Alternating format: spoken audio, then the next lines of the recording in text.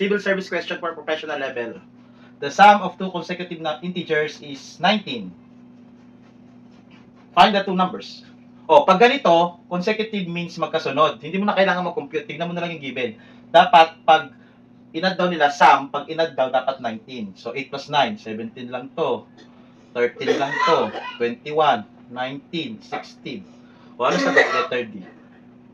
Pero kung sasagutan natin yan, ganito yan. So, consecutive number, so, x, gamitin natin. So, x plus 1 equals 19. Yung unang number, tapos sunod natin yung susunod na number. Kasi magkasunod daw so dadagdagan ko ng isa. Ipa-plus ko silang dalawa kasi nakalagay sum.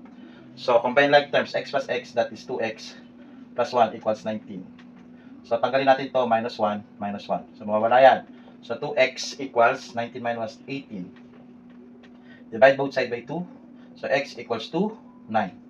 So, yung una is 9, x is 9. So, 9 plus 1, 10, which is 9 and 10. Yun na, back.